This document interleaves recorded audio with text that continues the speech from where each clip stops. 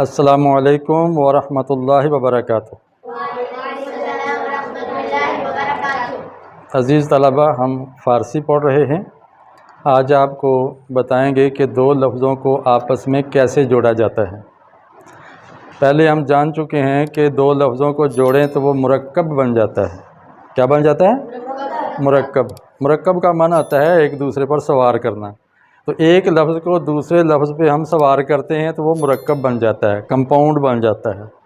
جیسے آپ دودھ، چینی، پانی ملائیں اور ابالیں تو کیا بن جاتا ہے؟ چائے۔ کیا بن جاتی ہے؟ چائے بن جاتی ہے۔ تو چائے ایک مرکب ہے کن چیزوں کا؟ دودھ، پانی اور چینی کا۔ ایسے ہی ہم مختلف لفظوں کو آپس میں ملاتے ہیں تو وہ ایک مرکب بن جاتا ہے۔ ٹھیک ہے؟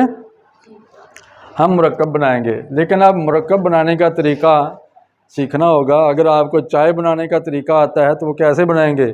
پتی کے اندر چینی ڈالیں گے یا دودھ کے اندر پتی ڈالیں گے؟ یعنی ایک طریقہ ہے نا۔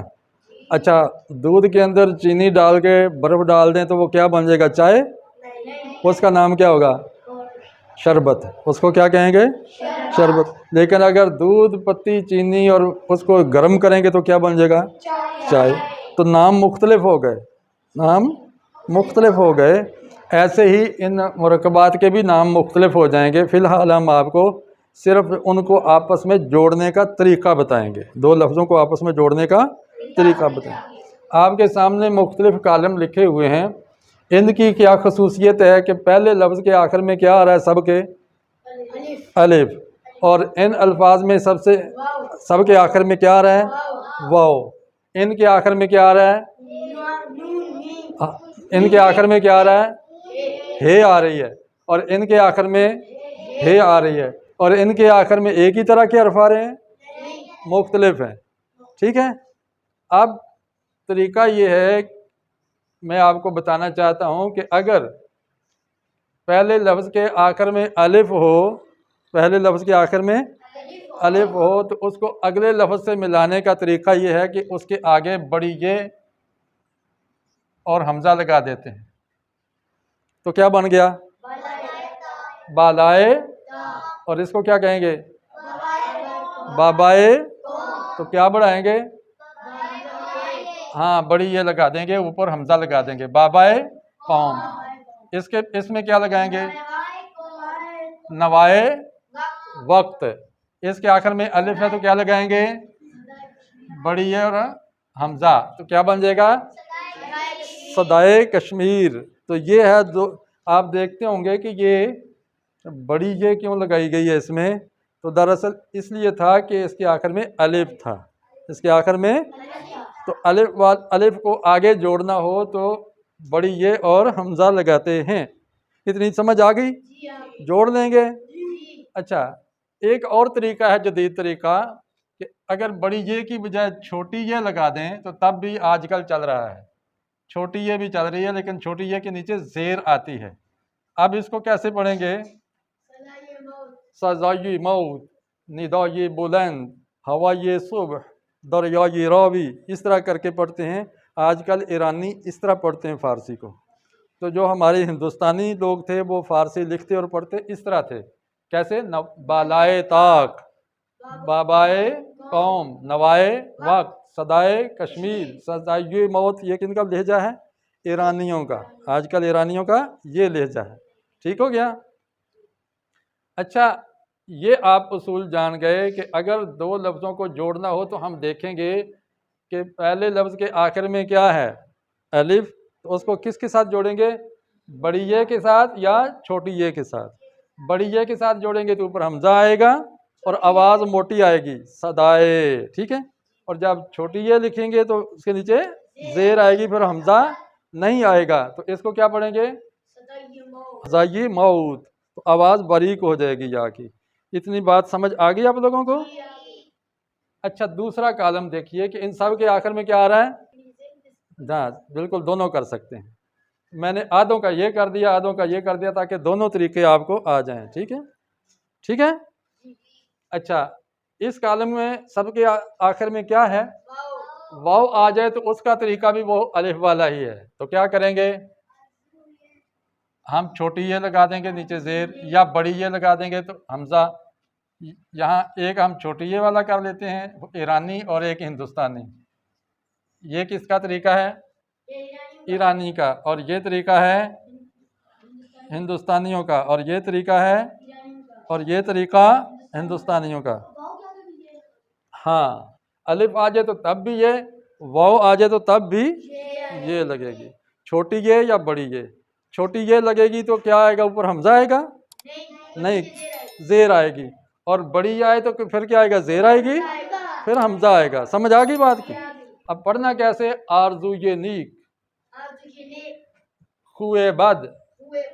جب خوئے کہیں گے تو آواز موٹی آتی. خوئے بد، بوئے گل، سوئے حرم، جوئے آب، روئے سیاہ، کوئے یار، آہوئے تاتار. تو دونوں لہجے ہم نے سیکھ لیے ہیں، ہندوستانی بھی اور ایرانی بھی. ٹھیک ہو گیا؟ اچھا تیسرے کالم میں آئیے. تیسرے کالم میں کیا ہے؟ ہے. یہ کون سی ہے؟ ایک یہ ہے اور ایک یہ ہے. اس کو پڑھیں گے تو کیا کہ خانہ، خامہ، دیوانہ. اس میں ہے کی آواز آ رہی ہے؟ نہیں آ رہی. ہے کی آواز؟ پروانہ، درندہ، پرندہ. اور اس کو پڑھیں تو کیا ہے؟ ماہ، مہ، راہ، جاہ، چاہ. یہ کیا ہے؟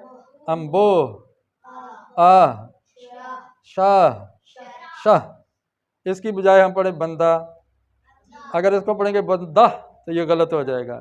تو ان دو ہا کے مختلف نام ہیں. محمد نے ہاتھ کھڑا کیا ہے. اس ہا کو کیا کہتے ہیں؟ اس کو کہتے ہیں مختفی. اس کو کیا کہتے ہیں؟ یعنی یہ ہا ہے، لکھی جاتی ہے، پڑھی نہیں جاتی، جس کی آواز نہیں آتی. جی بیٹا. ہاں صرف آواز کو روکنے کے لیے آتا ہے، صرف زبر کی آواز دیتی ہے. یہ کیا پڑھیں گے؟ خانہ، خامہ. لیکن ایک ہے یہ ہمارا لہجہ، ایک ایرانی لہجہ ہے. وہ کیا کرتے ہیں کہ یہ زیر پڑھتے ہیں. خانے پڑھو، خانے، خومے، دیوانے، پروانے، درندے. وہ اس کو زیر پڑھتے ہیں. اور ہمارا جو ہندی لہجہ ہے اس میں زبر پڑھی جاتی ہے. ٹھیک ہے؟ جی جی. تو یہ خانہ، خامہ، دیوانہ. اس میں ہے کی آواز آ رہی ہے کہ نہیں آ رہی؟ نہیں آ رہی. ایسی ہا کو کیا کہتے ہیں؟ ہائے مختفی. اور جس میں آواز آ جائے جیسے ماہ، مہ، راہ، اس کو کہتے ہیں حوض. کیا کہتے ہیں؟ ہائے حوض. کیا کہتے ہیں؟ یہ وہ ہا ہے جس کی آواز آتی ہے، لکھی بھی جاتی ہے، پڑھی بھی. اور مختفی میں کیا ہے؟ لکھی جاتی ہے اور پڑھی نہیں جاتی. یہ صرف زبر کی آواز دیتی ہے یا زیر کی آواز دیتی ہے. اتنی سمجھ آ گئی؟ جی ہاں. اس کو ہم نے اس کو جھٹکا نہیں دیا، اس کو ذرا سینے میں دھمک پیدا کر کے پڑھا ہے. ماہ، ماہ، ماہ. ٹھیک ہے؟ اب ان کو جوڑنے کا طریقہ مختلف ہے. جس طرح ان کی آواز مختلف ہے اسی طرح ان کا ٹانکا بھی مختلف ہے. ہم اس میں ٹانکا کیا لگائیں گے؟ حمزہ زیر کا. کیا لگائیں گے؟ حمزہ زیر کا. اگر ہائے مختفی ہو تو اس کو آگے لفظ سے ملانے کے لیے حمزہ زیر لگائیں گے. تو کیسے پڑھیں گے؟ خونہ خدا، قومہ ارزاں، دیوانہ اسلام، پروانہ شمع. ذرا اونچی آواز سے اس کو پڑھیں. درندہ بیاباں، پرندہ سفید، چرندہ بزرگ، بندہ خدا. اب ہوتا کیا ہے کہ جب ہم آپ کو املا کرواتے ہیں کہ بندہ خدا لکھو تو آپ پتہ کیا کہتے ہیں؟ یوں لکھ دیتے ہیں بندہ. ٹھیک ہے؟ اس طرح لکھ دیتے ہیں. اگر کہا جائے چرندہ بزرگ لکھو تو آپ کہتے ہیں چرندہ بزرگ.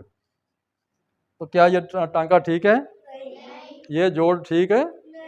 اگر ہاں ایک تو چرندہ آپ نے ہے کو الف بنا دیا، آگے بڑی یہ کا ٹانکا لگا دیا. اس فارمولے کے مطابق ہونا یہ چاہیے تھا کہ اس کے آخر میں ہائے مختفی ہے، اس کو ٹانکا دینا ہے تو پھر حمزہ اور زیر کا دے دیں گے. ٹھیک ہے؟ ہے کی آواز بالکل نہیں آئے گی. تو کیسے پڑھیں گے؟ آپ پڑھیے ذرا. یہ کیا ہے؟ یہ کیا ہے؟ اور یہ کیا ہے؟ کیا یہ ٹانکا ٹھیک ہے؟ نہیں ہے، اس کا ٹانکا کیا آئے گا؟ حمزہ زیر. یہ حمزہ زیر کا ٹانکا. وہاں تھا حمزہ اور بڑی یہ، یہاں آ گیا حمزہ اور زیر. اتنی سمجھ آ گئی؟ کتنے ٹانکے سیکھ لیے ہم نے؟ کتنے ٹانکے؟ صرف 2 ٹانکے سیکھے ہیں. پتہ ہے بھلا کون سے؟ بلکہ آپ کہہ سکتے ہیں کہ ہم نے 3 ٹانکے سیکھ لیے ہیں. ایک یہ سیکھا ہے، ایک یہ سیکھا ہے، ٹھیک ہے، اور ایک ہم نے حمزہ زیر کا ٹانکا سیکھ لیا ہے. تو اس کو ہم ایک بھی کہہ سکتے ہیں، ٹھیک ہے، لیکن 2 بھی کہہ سکتے ہیں اگر ایرانی لہجے کو ہم لیں. اچھا، ان کے علاوہ الف، واو اور ہے، الف واو ہے کا مجموعہ کیا بن جاتا ہے؟ او. کیا ہے؟ او. اگر او میں سے کوئی حرف آ جائے کسی لفظ کے آخر میں تو اس کا ٹانکا اس طرح لگایا جاتا ہے، حمزہ بڑی ہے یا حمزہ زیر. ٹھیک ہے. ان کے علاوہ کوئی حرف آ جائے جیسے جس کی آواز پڑھی جا رہی تو پھر صرف زیر لگاتے ہیں. تو کیا کریں گے؟ یہ کیا پڑھیں گے آپ؟ پورا پڑھو. ماہ تمام. اب اس کو پڑھو ماہ کامل. اور اس کو پڑھو اونچی آواز سے، اس کو پڑھو، اس کو پڑھو، اس کو پڑھو انبوہ کثیر. اس کو پڑھیں، اس کو پڑھیں شاہ ایران. اور یہ شاہ شاہاں. تو پھر صرف زیر کا ٹانکا لگے گا. یہاں بھی صرف زیر کا ٹانکا لگنا ہے. اس کو پڑھیں ذرا. یہ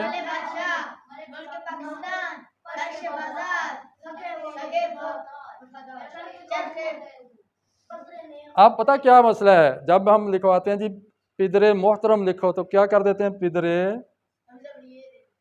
کیا لکھ دیتے ہیں؟ اس طرح لکھ دیتے ہیں. تو کیا یہ ٹھیک ہے؟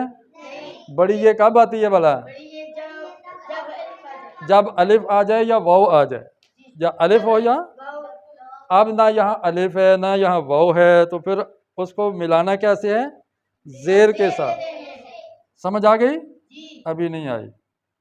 اچھا، اس کو کیسے لکھیں؟ مادر مہربان کیسے لکھیں گے؟ یہ مادر مہربان ہو گیا؟ کیا غلطی ہے؟ ہاں، کیونکہ یہاں الف بھی نہیں ہے، واو بھی نہیں ہے، بلکہ رے ہے. تو اس کو ہم زیر کے ساتھ جوڑیں گے، مادر مہربان. آج آپ نے 2 لفظوں کو آپس میں جوڑنے کا طریقہ سیکھا. آپ جانتے ہیں 2 چیزوں کو جوڑیں تو مختلف چیزوں کو جوڑنے کا مختلف طریقہ ہوتا ہے. اب میں ایک کپڑے سے کپڑا جوڑیں گے تو سٹیپلر لگاؤں گا یا دھاگا؟ ٹھیک ہے. اور اگر میں نائلن کا جوتا جوڑوں گا تو کیل لگاؤں گا یا دھاگا؟ نائلن کا جوتا. پلاسٹک کا جوتا کس سے جڑتا ہے؟ ہاں، تو دھاگے سے جڑتا ہے. ٹھیک ہے. اور لکڑی کو لکڑی سے جوڑنا تو کس سے جوڑوں گا؟ کیل کے ساتھ. تو کسی کو کیل کا ٹانکا لگتا ہے، کسی کو دھاگے کا ٹانکا لگتا ہے. اور کاغذ کو کاغذ سے جوڑوں گا تو پھر گوند لگے گی. ٹھیک ہے نا. ایسے ہی ہم اگر الف یا واو کو جوڑیں گے تو ٹانکا لگے گا بڑی یہ کا یا چھوٹی یہ کا. ٹھیک ہے. اور اگر ہائے مختفی کو جوڑیں گے تو پھر حمزہ زیر کا ٹانکا. اور ہائے حوض یعنی آواز دینے والی ہا کو جوڑیں گے. اور اس کے علاوہ بھی باقی تمام حروف کو، ان 2 کے علاوہ، الف واو کے علاوہ اور ہے مختفی کے علاوہ باقی کوئی بھی حرف آ جائے الف سے لے کر یہ تک تو اس کا ٹانکا زیر سے ہی لگے گا. سمجھ آ گئی؟ اب آپ میں سے کوئی اٹھے اور یہ ذرا پڑھ کے سنائے. جی.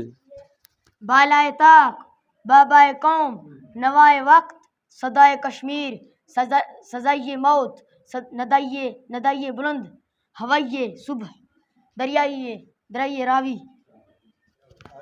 آرزوئے نیک، خوائے بد، بوئے گل، سوئے حرم، جوئے اب، روئے سیاہ، کوئے دیار، آہوئے تاتار. خانہ خدا، خامہ ارزاں، دیوان اسلام، پروان شمع، درندہ بیابان، پرندہ سفید، چرندہ بزرگ، بندہ خدا. ماہ تمام، ماہی کامل، راہی فراخ، جاہی خدا، چاہے سیریں، شیریں، انبوہ کشیر، آہی سرد، شاہی ایران، شہ شہاں، شہی شہاں۔ بسم اللہ الرحمن الرحیم۔